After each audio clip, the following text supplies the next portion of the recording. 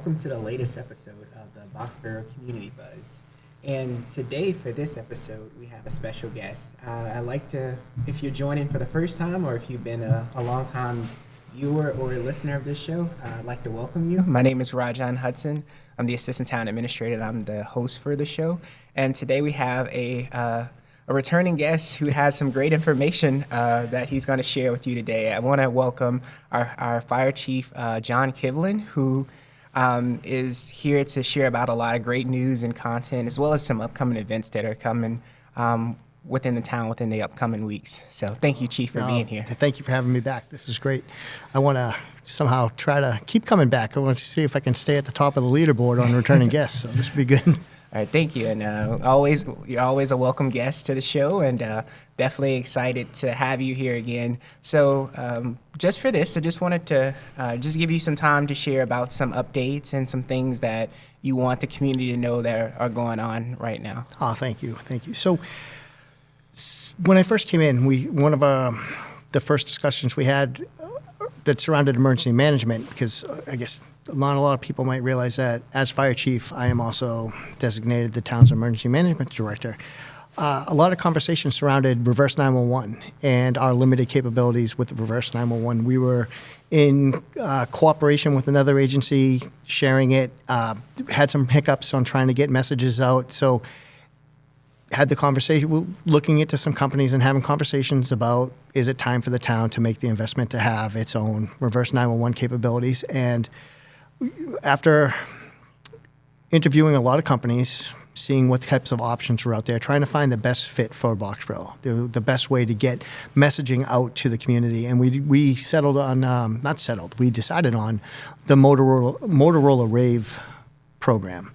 So I am happy to report, after a lot of work and after a lot of updating the system for us, that system is now live and the registration link is open. And if anyone looks down in the description of the video, they're going to find the link so they can go on and register. But I'm excited about this. I'm happy that we're rolling it out. It's just a mass notification program for getting not only emergency messages out, but there's an opt-in option as well. So if someone were interested in updates from the town hall, which I've created you, you're the admin for the town hall update. So if you had non-emergency messages from town hall that you wanted to send out and someone had chosen that opt-in, they'd be able to receive messages from you aside from receiving any emergency notifications that go out as well. So we're excited about it. I think it's going to be great. It's you can get it via text, email, or phone. It's your choice. You can opt in for any of those. And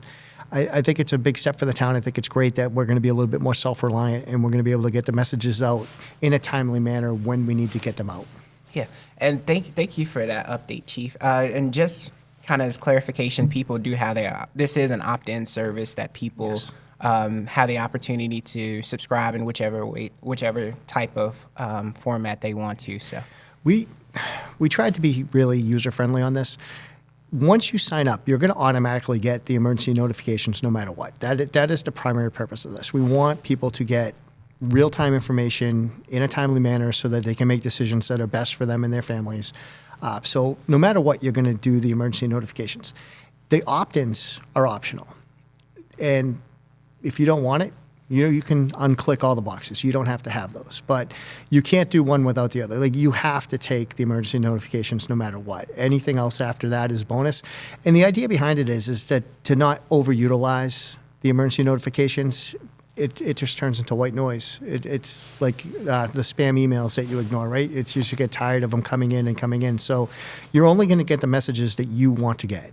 So you'll have the emergency notifications, and let's say you were interested in the library. If Payshon were to send a message out about the library, that's something you chose to be interested in, you wanted to hear about, and you'll get those and be happy. And you won't be getting information about the transfer station constantly if you didn't choose it. You'll only get the things you want to know about. All right. Thank you for that, Chief, and thank you for rolling out this program and also creating this service for us to improve communication efforts in the town. And as Chief stated, this will be the information to log in and to subscribe into this will be as a part of the description for this podcast episode. just to another thing that I wanted to just talk with you about is you have some updates on some of the fire station efforts in town. So just want to give you some time to share about those. We've the committee has been really, really busy, and I really can't say enough about the committee. They're so dedicated, and again, it's a volunteer position. The time commitment that they have made to trying to work on this project on behalf of the fire department for my firefighters, to give my firefighters, better working conditions. I can't say enough about them. I can't thank them enough. We've gotten to a point where, as you know, town meeting on March 9th, and then if we get the 2/3 votes that we need out of that, moving on to the March 17th election, we want to make sure that the voters of Boxborough all have as much information as they possibly can get about the project so they can make an informed decision, because it is a big ask. It's a big project. It could quite possibly be one of the bigger project, or the biggest project that the town has ever taken on. So we're really trying to get as much information, trying to be as transparent as possible about the process. So I just wanted to update on a few of the things that we have going on to allow voters to come and hear from us and talk to us and ask questions and get the information that we think they would need to make the vote that best suits them. So on Saturday, we're going to be at Winterfest. So Saturday the 31st, we'll all be down at Winterfest. We'll have a table. So if anyone has any questions, they can come see us there. On Tuesday the 17th, we are going to be at the Enclave talking to people in the neighborhood over there, and we're going to be there from 5 to 6. So if anyone lives in the Enclave area and they want to pop in between 5 and 6, we'll be there talking on on February 17th. On February 11th, I'm going to be having an open house at the fire station after the Council on Aging luncheon. We figured a lot of seniors are already over in the neighborhood. If they would like to come down, and there's going to be some desserts. If they'd like to come down and see the firehouse and take a walk around and kind of see the conditions that we have there, we're going to open up then. On Thursday, February 12th, we're going to be over in the Sheriff's Meadow neighborhood. So if you live in Sheriff's Meadow and you know your neighbors and you'd like to attend, I would ask around and find out where and when we're going to be over there in Sheriff's Meadow. Then on Monday, February 23rd, there's going to be a pre-special meeting drop-in information session at the library. That's going to be from 2 p.m. to 8 p.m. So we're going to spend a significant amount of time at the library trying to give the time for voters to come in and find out what's going on. And then I'm going to have another open house on Saturday, February 28th. And that's going to be for everyone in the public. Bring the kids down, let them see the fire trucks, see the firefighters try on gear. So that will be posted shortly on our Facebook page and on social media, so people will know the dates and times for our open houses. But I wanted to bring up all these dates because, again, aside from all of our meetings, the time commitment that the committee members are putting into being at these events and addressing the voters and addressing the community and letting them know what's going on and trying to take the feedback and trying to work with the people so that, we create the best possible situation we can for Boxborough. That's all. All right. Thank you for that, Chief. And it's been a lot of upcoming events, a lot of activity. It is a lot.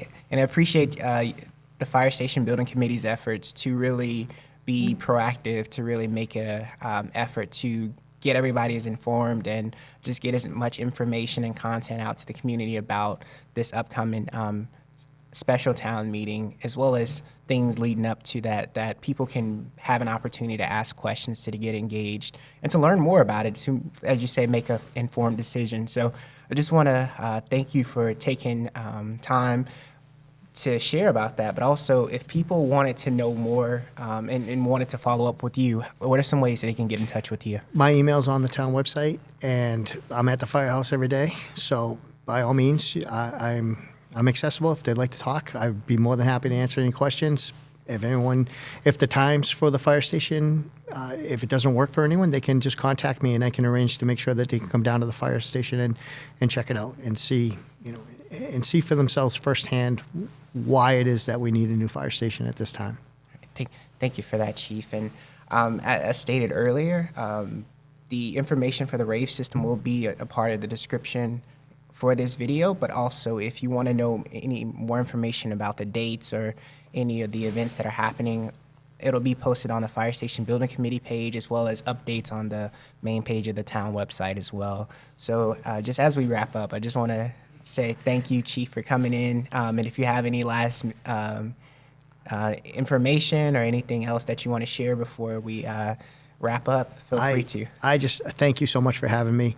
I checked out the rave signups before I came down. We've already had 29 people since it went live. Since we started advertising yesterday, we've already had 29 people sign up before I'd left to come down here today. So we're already off to a great start. I think that this is going to be a great next step on getting information out there and getting that enrollment up, that opt-in up, and I'm looking forward to seeing people at our forums coming up. The 31st, Saturday, we're going to be out for Winterfest. I'm going to be there sledding with the kids. Can't wait. It's going to be a great time. So I hope to see a lot of people there. And just thank you again for having me here so we can get this information out to people. No problem. And thank you for coming on the show.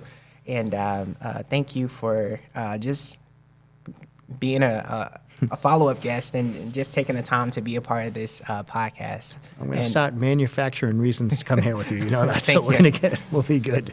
Yeah, and this wraps up the latest episode of the BXB Community Buzz, and stay tuned for more episodes and content to come. And I just want to thank you for taking time to be here and learn more about what's going on in the town of Boxborough. Hope you have a great day, and we're signing off.